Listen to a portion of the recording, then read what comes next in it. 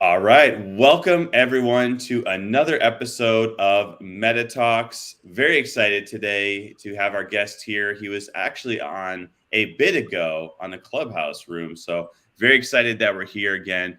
But Meta Talks is powered by IBH Media. If you are a tech company who is getting funded and you need media coverage, go to ibhmedia.co. And our guest today is Jeremy Dalton. He leads PwC's Metaverse Technologies team, helping clients across all industries successfully implement technologies like virtual reality and augmented reality. He's also the author of Reality Check, a book that anyone can pick up to better understand how these technologies are being used in business. He's been featured in Financial Times, Economist, BBC, and many other media outlets. And he's worked with organizations like the World Economic Forum and currently sits on the advisory board of eMERS UK to support the growth of metaverse technologies in business. Welcome, Jeremy. Thank you so much, Daniel. And hi, Kate. Wonderful to be here. And Yes. looking forward to our discussion. Yeah, Jeremy, can you tell us, how did you get into the metaverse? What was your journey like to get you where you are? So it all started with virtual reality, one of the components of the metaverse. So I've been pushing that in the firm, PwC, where I work, since about 2013, somewhere around there. And I had always seen, well, not always, but since about then, I had seen the potential for it in both the business and the consumer worlds. And also, just from a personal perspective, I thought it was an incredibly cool and exciting technology, one in which it doesn't really have any rival experience, because a lot of these other emerging techs like artificial intelligence and blockchain, very cool technologies, but they're very back-end technologies. They do a lot of interesting stuff, but they give you a result that you then use. The virtual reality for me and augmented reality, its sister technology, very visceral, very experiential. And I thought that was just very special. And I wanted to specialize in that role. So I spent many years campaigning in the firm. And eventually they got fed up and allowed me to do that full time. So that was in about 2017 that I took on the virtual reality, augmented reality lead role. That then evolved into XR, because that was a slicker way of saying VR/AR. And then the metaverse came along and absolutely thought, oh, this is the bandwagon I want to jump onto next. So immediately took hold of that one. But jokes aside, it's also a very useful term for us, because it's a great way of describing what we do, because we don't only deal with headset type of experiences, but we also do virtual worlds on computer screens as well. So the term metaverse helps to encompass all of those different devices and experiences. Wow, Jeremy, I'm kind of curious, what is that like, trying to convince PwC to get involved into this program? And now you probably say, I told you so. Is that the moment? It's the problem is, with such a large company, there are so many people involved. There's no one person I can go, I told you so. So it's very unsatisfying, sadly. But to be honest, I'm not at a stage yet. I don't think anyone is at a stage where they could definitively say, I told you so. We're still, despite the fact that, what are we now? Palmer Luckey put the Oculus Rift DK1 on Kickstarter in 2012. And here we are 10 years later. And don't get me wrong, virtual reality has made incredible progress, unbelievable. And there is, I mean, in my opinion, there is no chance of it dying now. It's definitely not a fad. I think those arguments are long gone. And any article that comes out in the news now, back in the day, there used to be many of them. I think they're less and less so now, predicting the death of virtual reality, thankfully. And I think it's pretty clear, because it's on an upward trend, and so is the metaverse. And the reason for that is it's been such a long-standing technology, and it has proven itself in the business world as well as the consumer world. It's certainly here to stay, although we need it to enter the last phase of growth. If anyone's seen Gartner's hype cycle, it's a nice way of explaining how technologies progress along a certain predicted path. First they start out as innovations and nobody's really interested in it. Eventually the press gets hold of it and everyone gets really excited. So it gets into this period or this phase, the peak of inflated expectations, and everybody's proclaiming this to be the savior of humanity. This technology is going to change everything. It's going to feed us. It's going to bathe us. It's going to do our work for us. It's going to do everything. And inevitably, with that level of hype, of course, the technology at such an early stage can never meet that level of hype. So it falls into this next phase, the trough of disillusionment, before eventually recovering on the slope of enlightenment. So I feel like with VR, we're on the slope of enlightenment path, where things are getting better. The light is coming through the clouds now, so to speak. I love this. You're in there in the beginning of hiking that mountain, right? The second mountain. Yeah.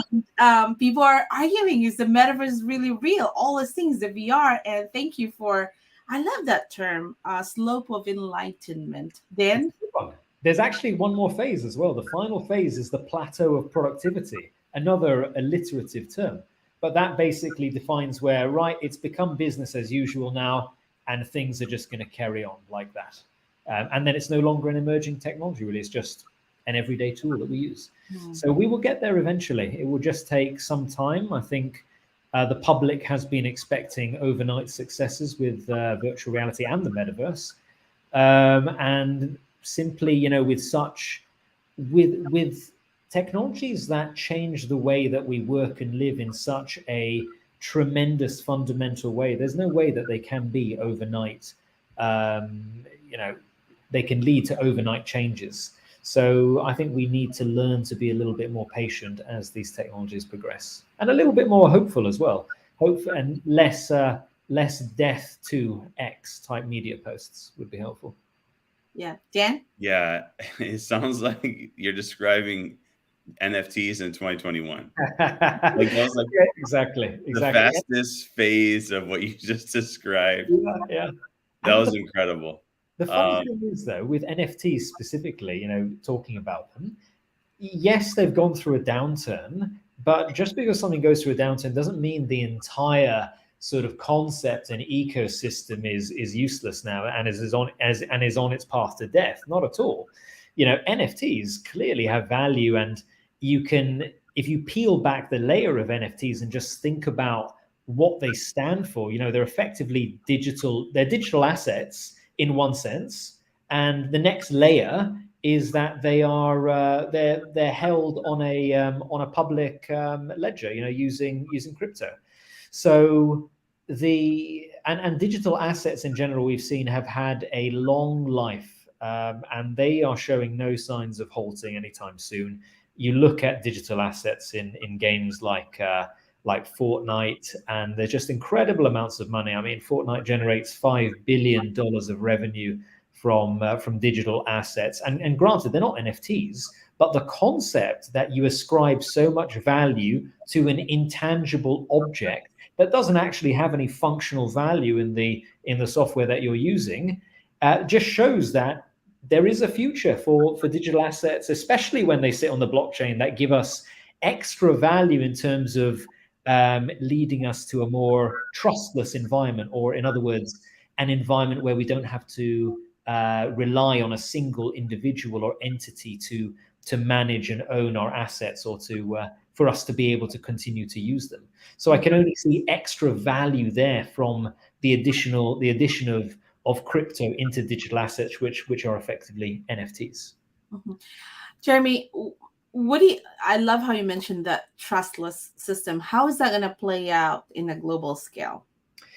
So it's not going to take over everything, in my opinion. There will always be a place for traditional centralized systems, but I think we should allow space for decentralized systems that are built on crypto, because they have some really tremendous use cases, and just in a very basic sort of fundamental good for society way, you now have the right motivations to provide access to financial institutions for disenfranchised populations all over the world. So the issue with financial services at the moment, or one of the issues, is that they are not incentivized to helping those who are perhaps from poorer demographics, and that's not a great thing, because that means not everyone can access financial services in the same way. But if you can create a system that perhaps is built on blockchain technology that allows for that, those motivations, and allows people to access finance in a new form, then that can only be a good thing for the world. Mm-hmm. Absolutely. Now, Jeremy, what are your thoughts on interoperability? See, I'm struggling with that word, and we were just discussing it. I know. When is this going to happen? Do you think that everything will blend in one? It's like creating a smoothie, putting ice and protein shake, and everything blend together. When is this going to happen? Now, how many years? I think there is an ultimate vision in the community, and I can see people are very vehement about it, in wanting everything to merge, as you're saying. I don't think that everything should merge, in all honesty, and I don't think it makes sense for everything to merge. Some things certainly. So, like identity, for example, I think that absolutely should merge across everything. So, in a Web 1.0 world, we had username and password for every single website, and so you had 300, 400 passwords, whatever it is. And in the Web 2.0 world that we're in now, you can use a form of centralized identity via someone like a Meta or a Google or an Apple, and then they can be your sort of gatekeeper to allow you access or proof of your ID to these different platforms. Mm-hmm. Now, in the Web 3.0 world, you take that concept, but instead of it being Apple or Google that acts as your ID holder that then proves your credentials to web platforms, websites, and different other stakeholders, you've now got effectively your wallet, your wallet that you own 100%. And that's being used to show proof of identity across all these different platforms. So 100% from a user experience perspective, in terms of interoperability of identity, that makes a lot of sense to me. However, thinking about something like, let's say, the assets that you wear or collect in a metaverse environment. Let's take, for example, let's suppose you're in a metaverse environment that is sort of cowboy Western style. So you got your boots with the spurs on them, right? And then you want to go into another metaverse environment that is where the aesthetic is sort of, steampunk, let's say. It's not going to really make sense for you to bring your spurred cowboy boots into that steampunk environment. And why should you?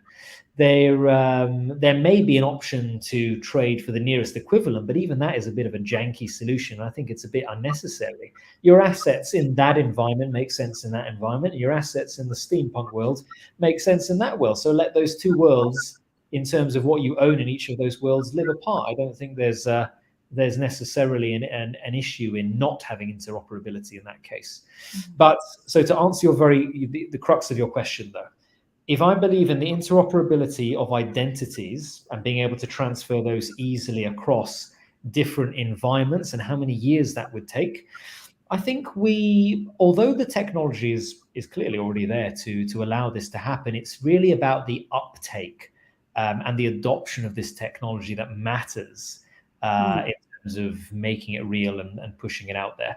And we still have some way to go in terms of the basic user experience of metaverse environments, so that more and more people can come on board in an easy to understand, easy to use way.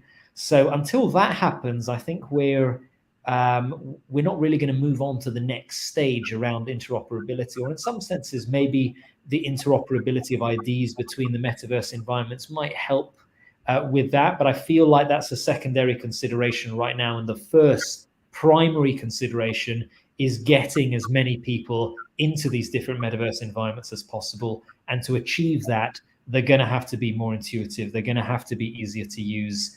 And so we're going to have to do a lot of UX research over the next few years and start implementing best practices. Wow. Jeremy, I love how the analogy of a cowboy hat, and you can go in a hip hop, clubs. That's why there's different clubs, right? Because the talk of the town is for a creator's economy, where you build your following in Instagram and it doesn't communicate to LinkedIn. And then we created a big community in Clubhouse with 112,000 members. And so that totally makes sense. You can't expect it to blend in one world. Yeah. How many places are you streaming to on StreamYard? Dan? I think 6 right now.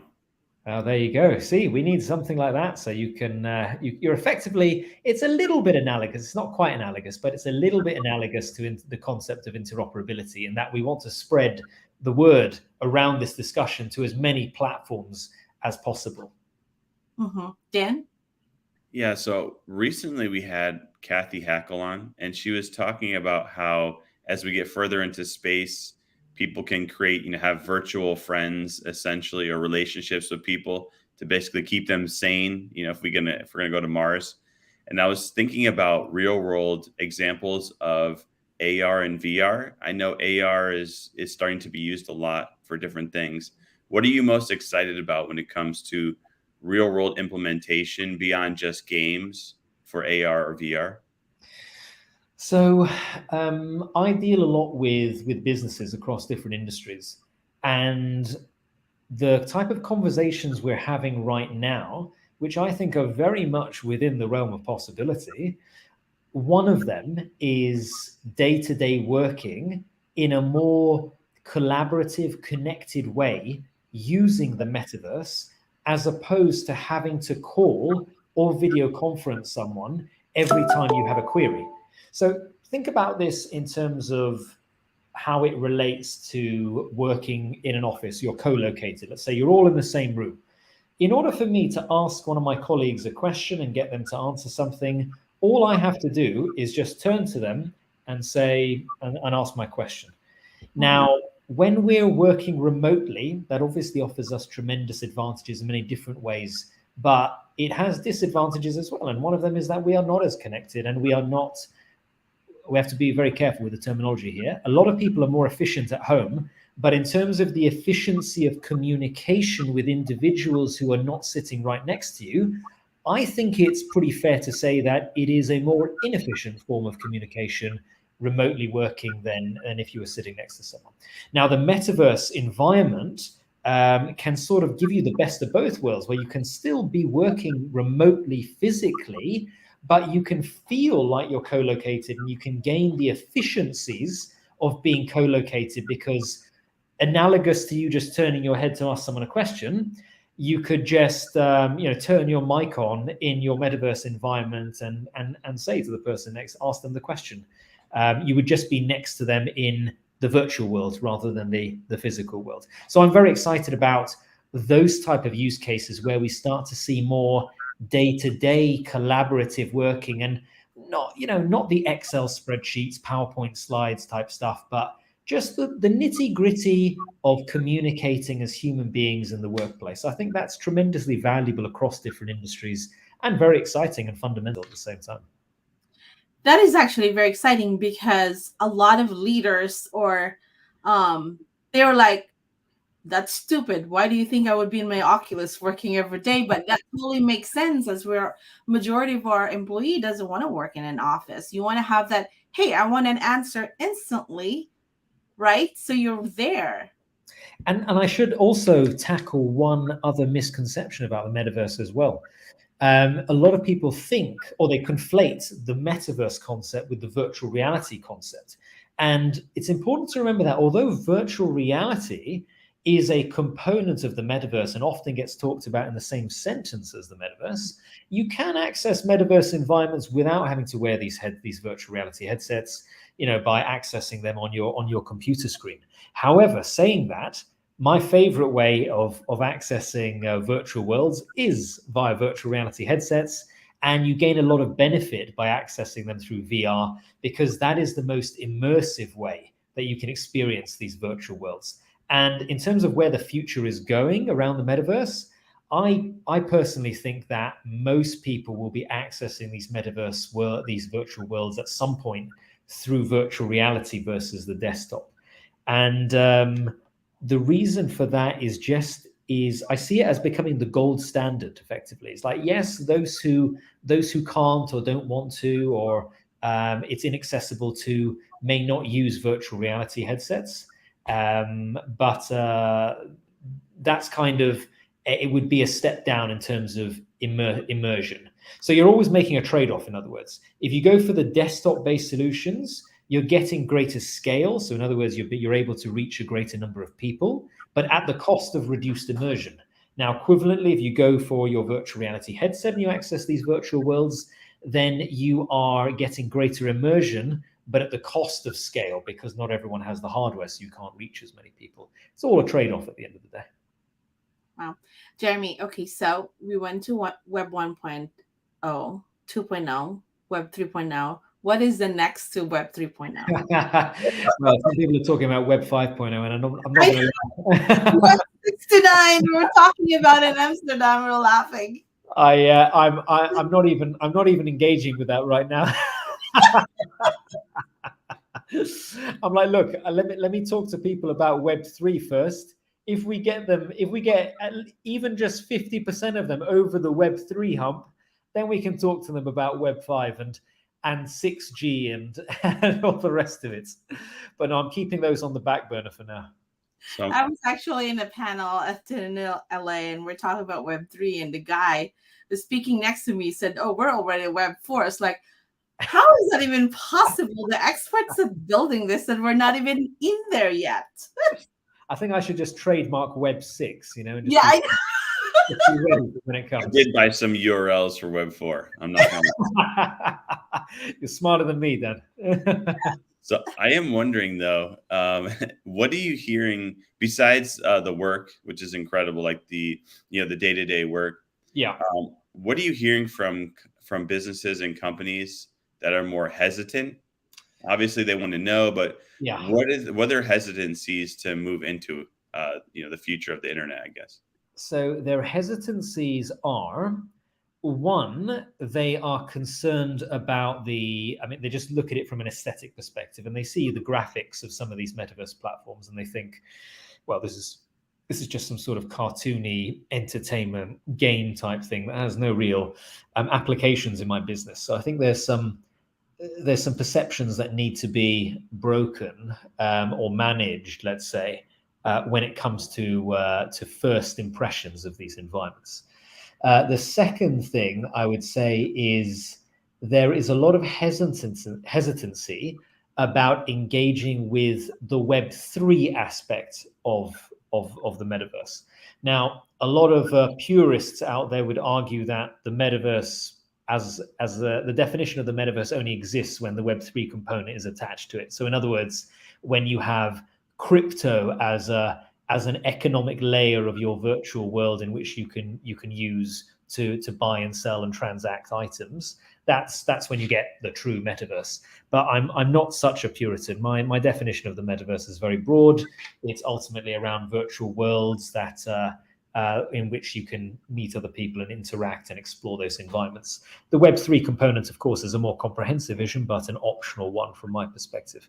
Nevertheless, when it comes to talking about Web3 and crypto with organizations, there is a lot of concern and hesitation about how they would treat such digital assets on their balance sheet, how they would manage it from a tax perspective, legally, how do they manage the contracts and the risk around purchasing such assets and the safeguards behind it, given that there's no central entity to contract with necessarily. You're working in a decentralized manner. So yeah, there's a lot for businesses to get their heads around, and I think it's easier to just to put your head in the sand and hope it all goes away than to dedicate some resource, some time and money to actually engaging with these worlds. But inevitably, they will have to come around at some point. Similar to how we're talking about virtual reality and the metaverse not going anywhere, I think the same can be said for Web3 and crypto as well. It is very much here to stay. It has proven value, not in every case, but it has proven enough value to earn its stay in the modern world. Jeremy, let's talk about VR training simulator software. And I was having a conversation with a friend of mine in the Philippines, and she owns connecting people together in an island. She owns a fast craft that connects 7,107 islands. And she told me, hey, tell me about the metaverse, and explaining it to her. But then she said she's been utilizing simulator to train her stuff. I was like, you're actually way ahead of me. So a lot of people don't understand that they're using this technology in their businesses, but have no clue to connect the dots. So tell us more about that. Yeah, so it can get complicated because you've got a lot of different terms and they're all interconnected, and some are not necessarily, mandatory components of the metaverse, but they're very important components of the metaverse.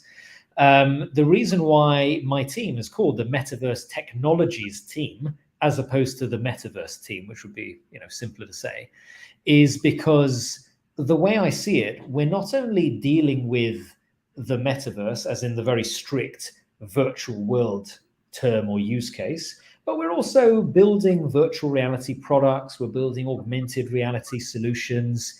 We're using it for diversity and inclusion training purposes. We're using it for hard skills, server technician purposes. And it's not necessarily that in these worlds you meet other people, but virtual reality is a component of the metaverse, hence a metaverse technology, similar to augmented reality, similar to blockchain technology.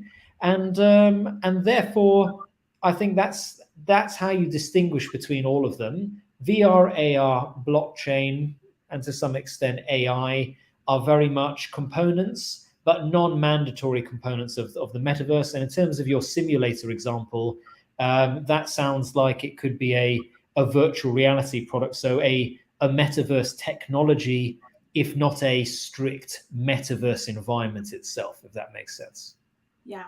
I love how you're pointing that out because it's fascinating. I'm curating a program, Blockchain Week in the Philippines, and a thought leader in the AI space, I told him, like, why don't you speak about AI? It's like, is this only going to be a Web3? It's like, you would think he would connect that together, that those two can intertwine and work together, right? It's fascinating. Like, AI think will be outcast in the metaverse, but it's all in one planet. Oh yeah, I mean the convergence of emerging technologies is where things really get exciting. We have a tendency to look at things in silos. We look at virtual reality, what can it do?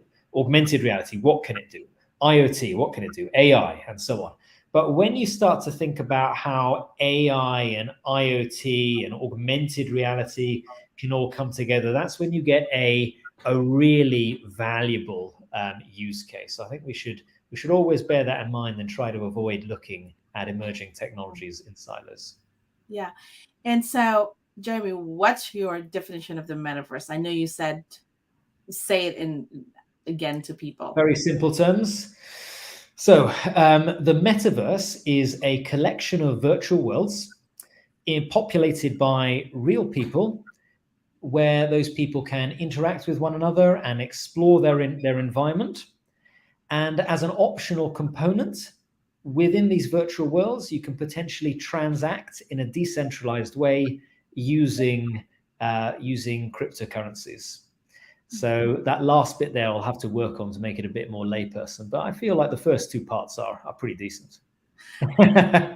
That's pretty awesome. So your role in PwC, do you okay, by the way, I was in Sweden last month, and I saw a big of your logo. It's like, automatically I think of you. There you go. That's Jeremy Dalton. And I saw one in Irvine too. It's like, okay, I think of you. The Metaverse Technologies head. Okay, I'm going to be careful with that. It's not the metaverse, it's the Metaverse Technologies. And now that's it. You got it. There you go, Dan.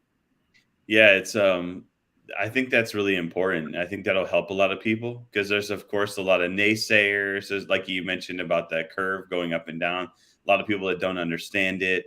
And there's so many different technologies converging as one. It actually makes it a lot easier versus, saying 50 different pieces of technology in one sentence. That'd be, quite difficult. So it's amazing that you really simplified it. But yeah, I mean, so I think we're coming to the end here. So I know we just hit our 30 minutes. I guess people that are still thinking about it, wanting to know, is there a piece of education or a place that you suggest them to go where they can really learn more information if they're an entrepreneur or a business? Yeah, I would say there is a piece of thought leadership that we've put out there called Demystifying the Metaverse, and if you put that into Google with PwC, you should come across it, and it's free to access, and that will give you a sort of business leader, layperson explanation of the metaverse and the important concepts behind it to be aware of in a business context.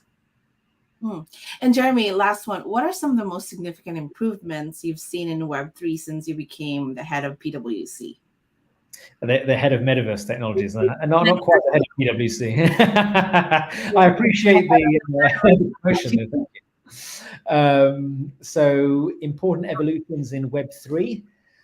I would say, as I mentioned before, from a user experience perspective, with the improvement in to be honest, this is kind of going against the crypto ethos, but I think it is really important for adoption. The user experience that has been enabled by centralized platforms that has brought more people into the Web3 ecosystem has been an incredibly important evolution in Web3's life cycle. And I know a lot of crypto purists will be very unhappy about that, but at the end of the day, in order for the ecosystem to thrive, there needs to be more people on board. And to get more people on board, everything really has to be simplified to a massive extent. And to do that, we haven't quite got there yet in a decentralized manner. Maybe we will someday. But until then, we need to rely on some centralized companies to bring more people on board and make that experience easier. Absolutely. There's some kind of a resistance where you're speaking merging the Web 2 and Web 3. Yeah. Web 3, like loyalists, don't want the Web 3 to be on board. Exactly. But in order for us to build a better metaverse, those two need to work together.